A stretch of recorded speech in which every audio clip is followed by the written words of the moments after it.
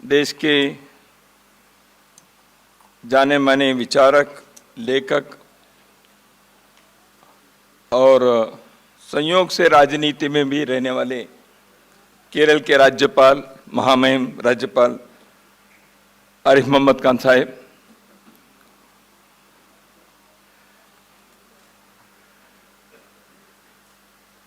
Engineer और law दोनों के मिश्रण करके जो डिस्टॉर्टेड नैरेटिव है उसको सही दिशा देने के लिए जिन्होंने एक इंटेलेक्चुअल बैटल अपने कंधों पर उठाए हैं, ऐसे साई दीपक जी आज के इस ग्रंथ के ग्रंथकार, लेखक, वर्षों से मेरे बड़े आयु के मित्र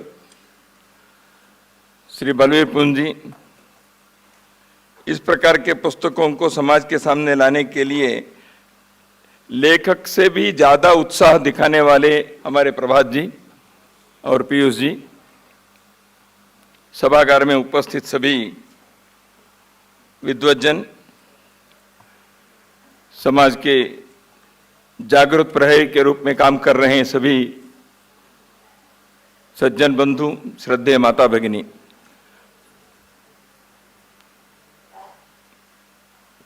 पुस्तक के बारे में तो अभी बहुत कुछ कह चुके हैं और मेरे पहले से दो वक्ताओं ने कहने के बाद मैं क्या कहूं।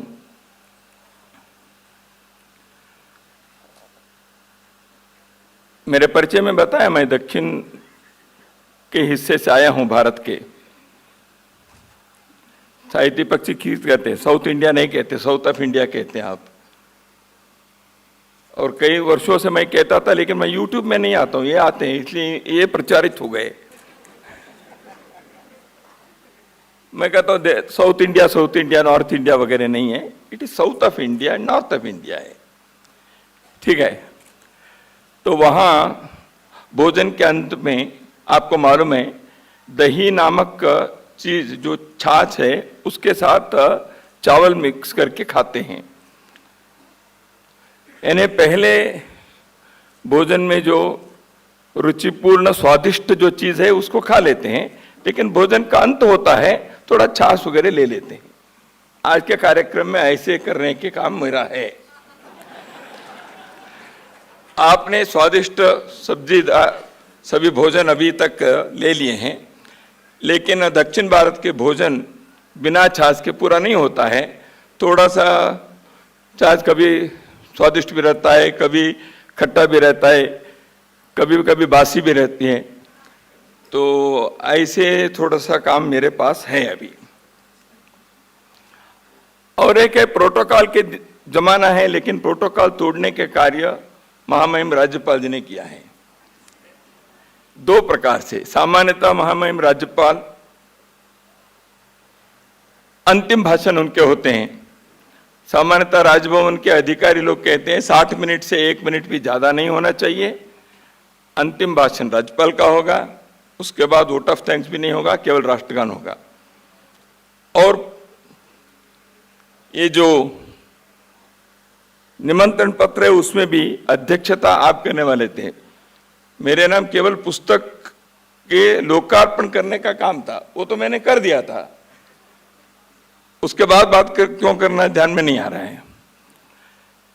लेकिन सब बदल रहे हैं, नैरेटिव भी बदलना है, प्रोटोकॉल भी बदल रहा है।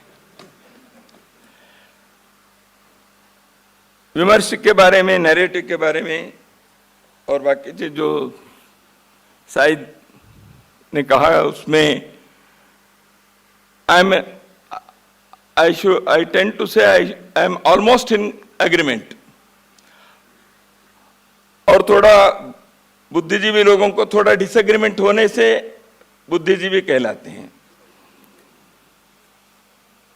तो मैं इससे सहमत हूं, क्योंकि जो ट्रूथ है, सत्य, सत्य के खोज करना भारत के परंपरा है, जो बलबीर जी ने बिल्कुल नैरेटिव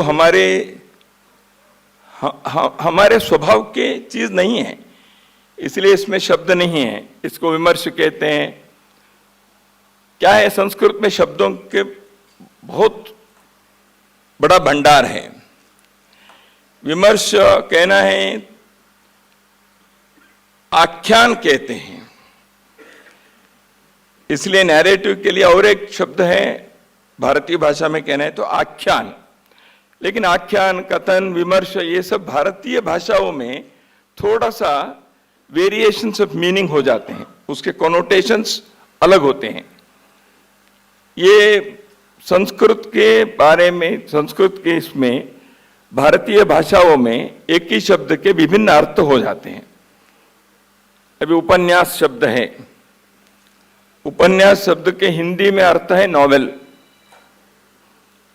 उपन्यास के शब्द तेलुगु और कन्नड़ में उपन्यास का अर्थ है व्याख्यान, लेक्चर। तो इसलिए भारत के जो संस्कृत शब्द हैं उसके बहुत सारे अर्थ अलग अलग प्रकार से होते हैं।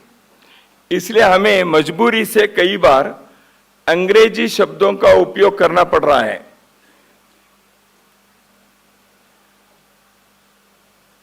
नैरेटिव बदलने के ये जो बैटल कह रहे हैं बार बार,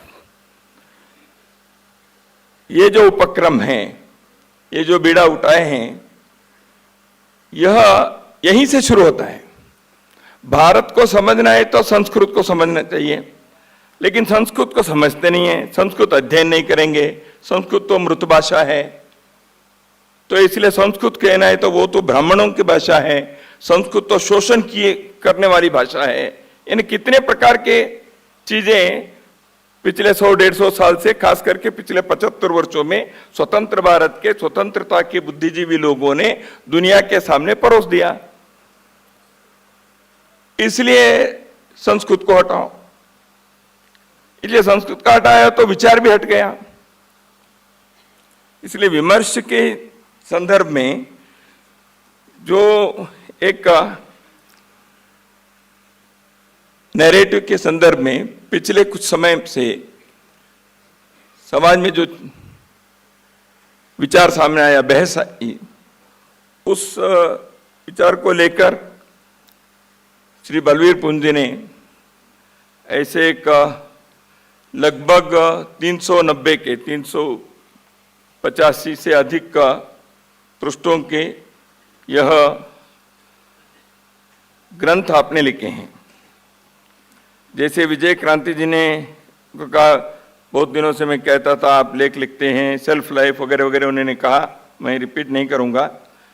लेकिन बलबीर जी से मैंने इतना ही कहूंगा, विजय जी को, विजय जी आप अकेले नहीं, मैंने भी कहा है।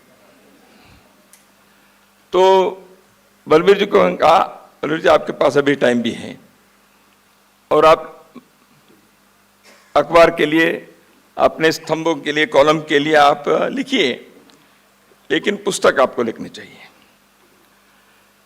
आप अध्ययन किए हैं, आप पुस्तक लिखेंगे तो वह आपके विचार, आपके दृष्टिकोण, ये अगली पीढ़ियों के लिए भी उपलब्ध रहे। सामान्यतः पत्रकार जब कॉलम लिखते हैं उसमें नोट्स, रेफरेंस, फुटनोट तो लिखते नहीं हैं, लेकिन इस पुस्तक में रेफरेंसेस, फुटनोट्स भरपूर हैं। जो विजय जी ने कहा ना, बलबीर जी के पास बहुत बड़े लाइब्रेरी है, तो आजकल मैं भी कई घरों में जाता हूं, पुस्तकें, लाइब्रेरी बहुत हैं, उसको कोई उठाकर देखता तो है ही नहीं। That has become a part of the showpiece, furniture. वो अच्छा लगता है। आजकल जूम के, ऑनलाइन के जमाना है, कई लोग अपने सेल्फ के सामने बात करते हैं, तो इतने मेरे पास पुस्तक है, दिखाते तो है, कितने लोग पढ़ते हैं पता नहीं है, लेकिन बलवीर जी ने पुस्तक पढ़े हैं, उसके संदर्भ हैं हर चैप्टर में, हर अध्याय में। अंत में उन्होंने कम से कम 2-4 दिए हैं, कोई कई जगह पर ज़्यादा भी दिए हैं।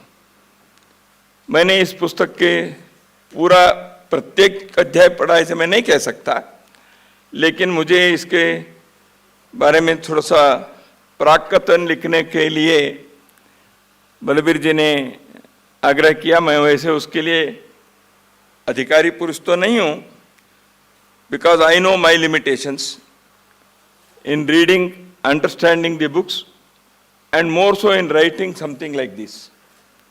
लेकिन प्राक्कथन लिखने के बाद तो कुछ बिंदु चर्चा करते हुए हमने इसमें एक प्राक्कथन में जितना कहना है वो मैंने कहा है, इसलिए भाषण में कहकर आपके समय को मैं क्यों बर्बाद करूं। और आप पुस्तक पढ़ेंगे ही, ये मेरा विश्वास है। पुस्तक नहीं पढ़ेंगे तो कम से कम प्राक्कथन पढ़ लीजिएगा।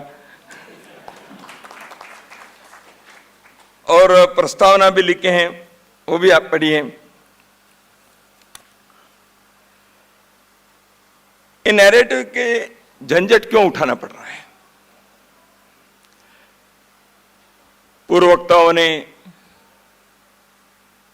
खास करके बहुत इस विषय के बारे में विशेष रूप से कहा है, और नैरेटिव करेंगे तो वो क्या होना चाहिए इसके बारे में आरिफ मोहम्मद खान साहब ने कहा है। तो दोनों मिलकर ये विषय पूरा होते हैं।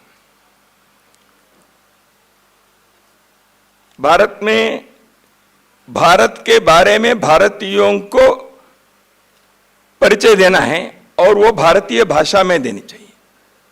किसी ने पूछा बलवीर जी से, आपने पुस्तक हिंदी में लिखी है? सामान्यतः बलवीर जी अंग्रेजी में कॉलम्स लिखते हैं, उनके हिंदी कभी स्वयं या और कोई अनुवाद करते हुए देश के कई समाचार पत्रों में छपते हैं।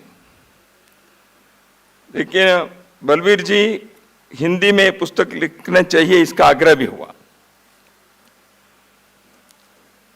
क्योंकि अपने देश में वैचारिक बौद्धिक क्षेत्र में चर्चा और बहस होने के लिए अंग्रेजी में आप लिखेंगे तो कान मार्केट में पुस्तक बिकेंगे, तो ही आप इंटेलेक्चुअल माने जाएंगे, नैरेटिव सेट करेंगे। ऐसे एक नैरेटिव जो सेट हुआ है उसको हमें तोड़ना है, इसलिए भी हिंदी में लिखने की आवश्यकता है। और हिंदी में अपने देश के विषय को, हम अपने हृदय के नजदीक के विषय को उस प्रकार प्रस्तुत करने के एक बहुत बड़े तादाद को निर्माण भी करना चाहिए। उस दृष्टि से बलवीर पुंज ने इस पुस्तक की रचना अपने की है। कौन है हम, क्या है हमारी पहचान, ये इस पुस्तक के उपशीर्षक हैं। कौन है हम, इसी शीर्षक के एक पुस्तक कुछ समय पहले सैमुअल हंटिंगटन नामक बहुत बड़े विद्वान अमेरिका के, हु आर वी, ऐसे एक ग्रंथ की रचना की। वो दुनिया में उसकी चर्चा खूब हुई। अमेरिका में ट्विन टावर्स को गिराने के बाद जो चर्चा हुई, उस बहस, उस वातावरण, उस आफ्टरमथ के बीच से जन्मे एक ग्रंथ who are we. Samuel Huntington ने तब तक क्लैश ऑफ सिविलाइजेशंस ग्रंथ लिखे थे। मैं इसका उल्लेख करता हूं, इसका अर्थ सारे विश्व में 100% तो वैसे के वैसे हमको लेना चाहिए, ऐसे मेरा कहना नहीं है, मैं भी नहीं लेता हूं। लेकिन ये सारे विचार मंथन के लिए दुनिया किस दिशा में जा रही है, क्या सोचना चाहिए, हर देश को अपनेपन को, अपनी पहचान को, अपनी अस्मिता को, हर समाज को, हर सभ्यता को आज नए संदर्भ में, आज के दुनिया के जो भी हैं, science, technology, communication, post liberalisation, post ideological world, इन सारे विषयों में हमें एंड ऑफ हिस्ट्री होने के बाद इन सारे एक नए दुनिया में सारी मानवता प्रवेश कर रही है, तो अपने जड़े क्या हैं, हम कौन हैं? अरिफ मोहम्मद साहब ने उसके बारे में कहा, कस्तम को हम कुत आयात कामे जननी को में पिता। ये शंकराचार्य जी ने इस विषय को कहते हैं, ये विश्व के इसमें मत पढ़ो, ये आसार है, सारहीन है, इसलिए इस स्वप्न के विचार से परे तुम कुछ और हो। लेकिन वो तो है अध्यात्म के एक स्तर पर हम ऐसे कह सकते हैं, लेकिन एक राष्ट्र के नाते, एक जन के नाते, एक सभ्यता के नाते हम कौन हैं? हम इस दुनिया में हैं तो हमारे कुछ हैसियत है या नहीं है? घिसे पिटे, हारे, रोने वाले, दुनिया में कुछ भी किए नहीं है, ऐसे हम लोग हैं? या दुनिया के इतिहास में एक श्रेष्ठ जीवन की न केवल संकल्पना के प्रयोग करते हुए विश्व के मानवता के लिए स्थायी विचार, स्थायी व्यवस्था के कई विषयों के बारे में योगदान देने वाले हम अपने बारे में भूल गए? संघर्ष किया हम 1000 वर्ष, 150 वर्षों के अंग्रेजों के राज में हमारे लोगों के दिमाग में एक विचार घुसा दिया उन्होंने। हम मुगलों के बाकी लोगों के साथ संघर्ष करते रहे, कभी इस देश के पढ़े लिखे लोगों को, इस देश के सामान्य लोगों को नहीं लगा ये बाहर से आए हुए लोग हमसे बेहतर है, श्रेष्ठ है, उच्च कुल के हैं, ज्यादा सभ्य हैं, कभी नहीं लगा। संघर्ष किए, शारीरिक संघर्ष में शस्त्र के सामने कभी हार भी हुई है, लेकिन कभी भी इस देश के लोगों ने उस बर्बरता के सामने यह नहीं स्वीकार किया ये बुद्धि से, संस्कृति से, सभ्यता से श्रेष्ठता उनकी है, ऐसे हमने नहीं माना। लेकिन दुर्भाग्य ये है 150 वर्षों के अंग्रेजों के इतिहास में इस देश के सुशिक्षित कहने वाले लोग अपने को हम छोटे हैं, हम तो असभ्य हैं, हमारी बुद्धि ही नहीं है, हम दुनिया के लिए कुछ दिए ही नहीं है, सब भूल गए। हजारों वर्षों के अपने इतिहास, हजारों वर्षों के हमारे ज्ञान के जो तपस्या साधना, हजारों वर्षों के हमारे कई प्रकार के प्रयोगशीलता, हमने मनुष्य के अभी जो राज्यपाल महोदय ने जिस उच्चतर ज्ञान के बारे में यहां उल्लेख करते हुए कई बातों के बताया, ऐसे एक मनुष्य के, सृष्टि के, इन सारे विषयों के बारे में केवल कभी कल्पना नहीं थी, प्रयोग किया, साधना की। भौतिक दुनिया के संदर्भ में, आध्यात्मिक लोक के संदर्भ में, लौकिक जीवन, पारमार्थिक जीवन, दोनों के विषय में यहां के लोगों ने श्रेष्ठ बिंदु पर पहुंचे थे। मैं ये नहीं कहता उसके आगे नहीं है, मानवता कभी उसके कोई लास्ट पॉइंट हो गया ऐसे कभी नहीं हो सकता, और आगे जाना है। लेकिन उसको हम भूल गए, हमें अपने बारे में घृणा हो गई, हमें अपने बारे में ही ऐसे लगने लगा कि वही हमारे व्हाइट मैन्स बर्डन जो है वो हम हैं, क्या करें। इसलिए हमें सिविलाइजेशन सिखाने के, हमको सभ्य बनाने के, हमको कल्चर के रास्ते पर ले जाने के सारे बीड़ा उन्होंने उठाई, हम उसको गुलामी की उस दौरान स्वीकार भी कर लिए। चलो भाई, लेकिन देश स्वतंत्र होने के 75 वर्षों में तो करना चाहिए था ना, नहीं, उससे ज्यादा गुलामी दिखाने के होड़ लग गई। ये क्यों हुआ? Because such A narrative was set by them,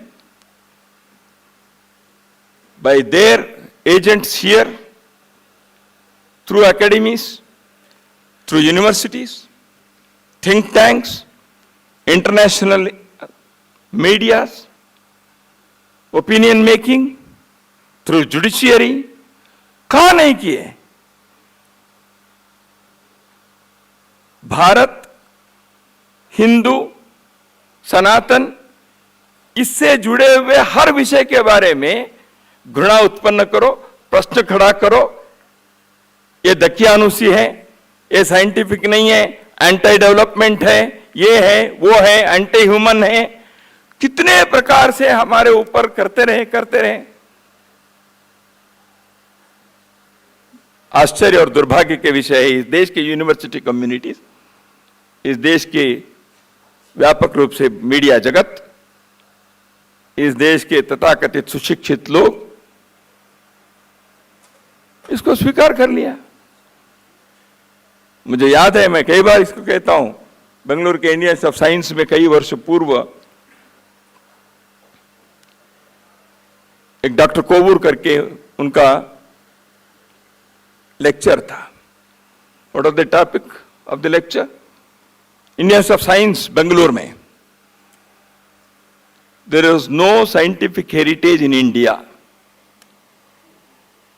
that was the lecture,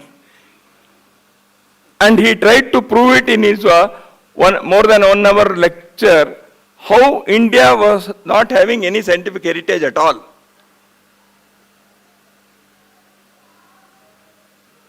तो कैसे हुआ? ऐसे कहने की हिम्मत ताकत कैसे आ गई? ऐसे कहते हैं तो प्रश्न उठाते क्यों नहीं है? लेकिन अपने कुछ लोग वहां उठाए प्रश्न। 1.25 घंटे के कार्यक्रम 2.5 घंटे हो गए, क्योंकि कुछ लोग खड़े हुए, प्रश्न किया उन्होंने। तो इसलिए ऐसे कई विषयों के संदर्भ में मैंने एक विषय का उल्लेख किया, ऐसे अपने देश में राष्ट्र की कल्पना, राष्ट्र क्या है? दुनिया में जो नेशन स्टेट की कल्पना हो गई वही राष्ट्र है। राष्ट्र अलग है, नेशन अलग है, मैं उसमें नहीं जाऊंगा। नेशन और राष्ट्र एक ही मानकर भी नेशन स्टेट को ही हमने देश के कर लिया। भाषा आधारित राष्ट्रवाद के एक बहुत बड़े चल रहा है, तमिल आधारित राष्ट्र, कर्नाटक में कोडगु करके 3 तहसील के एक जिला है, और कोडगु के लोग कहते हैं Kodagu is a different nation. साढ़े नॉर्थ ईस्ट में क्या हो रहा है? कई वर्षों से क्या हुआ? यानी हम मल्टी नेशन स्टेट, ऐसे क्यों? रूस ऐसे था ना, इसलिए Soviet Russia multi nation state हुआ, तो हम भी ऐसे ही है, because it is union of India. Sai Deepak ji ने अपने India that is Bharat, coloniality, civilisation and constitution, उस पुस्तक में अच्छी चर्चा की है आपने। तो इसलिए राष्ट्र क्या है? अब धर्म की बात मत करो, क्योंकि ये सेक्युलर नेशन है। धर्म की क्या कल्पना है? मैं आपको योगी अरबिंदो, महर्षि अरबिंदो ने जो भारत के मस्तिष्क कैसे, इसके योगदान क्या है दुनिया के बारे में, उन्होंने 3 बातें बताई। एक, उन्होंने कहा डिस्कवरी ऑफ सोल, आत्मा की खोज। ये भारत के लोगों ने आत्मा चिदानंद रूप शिवोहम अपने बताया। वो जो नित्य चैतन्य स्वरूपी आत्मा है, उसके खोज भारतीय ऋषियों ने, भारतीय आध्यात्मिक तपस्वियों ने, discovery of soul. Second discovery of dharma, यह महर्षि अरबिंदो का कहना है। And third, formulation of shastras. Bal Gangadhar 30 वर्ष जिन्होंने घेंट यूनिवर्सिटी में प्रोफेसर के नाते रहे, बहुत वर्ष भारत के इस सारे विचार से न केवल दूर विरोधी भी रहे, ऐसे व्यक्ति बेंगलुरु यूनिवर्सिटी के सेनेट हॉल में उनका भाषण था। उन्होंने भाषण के दूसरे या तीसरे वाक्य में ये कहा था, विश्व को भारत ने कई देन दिए होंगे, लेकिन भारत के एक अत्युन्नत देन ऐसे में कौन सा ऐसे तो मैं मानता हूं ये धर्म की कल्पना जो है यह भारत की देन है दुनिया के लिए। योगी अरविंदो ने यही कहा था। लेकिन हमारे यहां क्या हुआ? सेक्युलरिज्म का अर्थ ही धर्मनिरपेक्षता है, इसलिए धर्म को ही दूर करो। धर्म जीवन की धुरी है। पंचायत राज व्यवस्था के आधार धर्म था। ये कहने वाले कौन है मैं बताऊंगा आपको। अपने देश में पंचायत व्यवस्था जो थी प्राचीन काल से, उसके आधार धर्म था। ऐसे कहने वाले कौन? विवेकानंद नहीं, अरविंदो नहीं, गुरुजी गोलवालकर नहीं, लोकनायक जयप्रकाश नारायण। जयप्रकाश नारायण ने पंचायत राज व्यवस्था के बारे में धर्मपाल जी के जो पुस्तक है उस पुस्तक की प्रस्तावना लिखे हैं। उसमें जो जयप्रकाश नारायण कहते हैं भारत के पंचायत व्यवस्था जो थी सदियों तक, उस व्यवस्था के आधार धर्म भाव था। धर्म तो धर्म का अर्थ क्या है? पूजा पाठ है क्या? उपासना पद्धति है क्या? इन बातों के संदर्भ में अपने को विचार करना पड़ेगा। तो इसलिए जो नैरेटिव की एक राय है, इसमें राष्ट्रीयता के विचार आएगा। मैं अभी परसों एक सिंपोजियम हुआ था, वहां एक विषय मैंने जानबूझ कर रखा था, वो यहां भी सांदर्भिक रूप से मैं कहना चाहता हूं। सिटीजनशिप और नेशनैलिटी ये दोनों एक ही है क्या? अब इक्वेशन हो गया उसका नेशन स्टेट के कारण, am I right? But citizenship and nationality will they become one and same. Citizenship is a political legal status, whereas nationality is a socio-cultural concept or socio-spiritual concept, whatever you say. इसकी चर्चा होनी चाहिए कि नहीं? हमने Eurocentric ideas को, Europe पे केंद्रित सारे विचार को अपने जीवन में, अपने पाठ्यक्रमों में, अपने गवर्नेंस में, अपने सार्वजनिक चर्चा में, हमारे मीडिया के बहस में, हम अपने समाज को देखने के दृष्टि में, अपने समाज को समझने के हमारे प्रयत्न में, हम इस यूरोप केंद्रित दृष्टिकोण से बंधे हुए हैं। इस गुलामी से हमको बाहर आना पड़ेगा। नैरेटिव तब तक ठीक नहीं होगा, या नैरेटिव का काम यह होगा, इस कॉलोनाइज्ड माइंड से हमको मुक्त करने के लिए ये नैरेटिव की आवश्यकता है। इसलिए हम कौन हैं, क्या हमारी पहचान, इस प्रश्न के जो उठाते हुए उन्होंने कहा है, यह आज बहुत प्रासंगिक है। इससे अधिक मैं कहना नहीं चाहूंगा। अपने यहां नैरेटिव को विमर्श कहते हैं कि संवाद है, हमारे यहां एक शास्त्रार्थ की कल्पना है। नैरेटिव ये प्रोपेगेंडा है, बताया ट्रूथ, सत्य के खोज। सत्य एक दिखता है आपको, मुझे एक दिखता है, लेकिन वो भी अर्ध सत्य है। मुझे इस तरफ से जो दिखता है वो भी अर्ध सत्य है। सत्य को तो समग्रता से देखना पड़ेगा, लेकिन मुझे जो कन्वीनियंट है उस सत्य को मैं रखता हूं तो नैरेटिव होता है। Because I can prove that it is truth, but it is not full truth, but it is my convenient truth, and the convenient truth becomes narrative, and on the base of that narrative propaganda starts.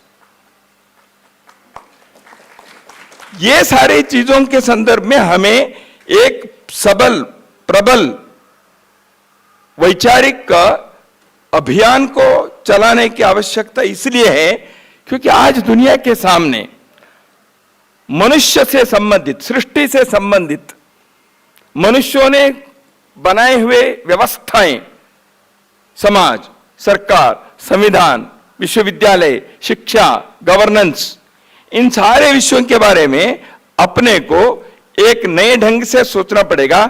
उसको हमें अपने जड़ों में जाकर उसको समझकर आज के संदर्भ में कैसे करना चाहिए, ऐसे एक युगानुकूल काल सुसंगत नैरेटिव को आगे बढ़ाने के लिए अपने को समझना आवश्यक है।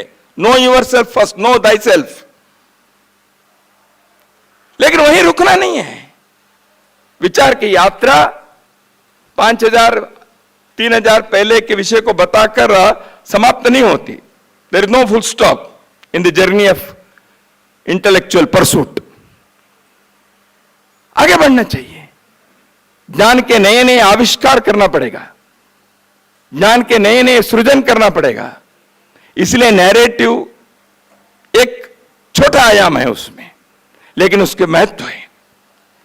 उस महत्व को हमें समझना है, इसको आगे बढ़ना चाहिए। इसलिए शास्त्रार्थ जो है भारत में शास्त्रार्थ इसलिए सत्य के खोज के एक प्रामाणिक प्रयत्न था।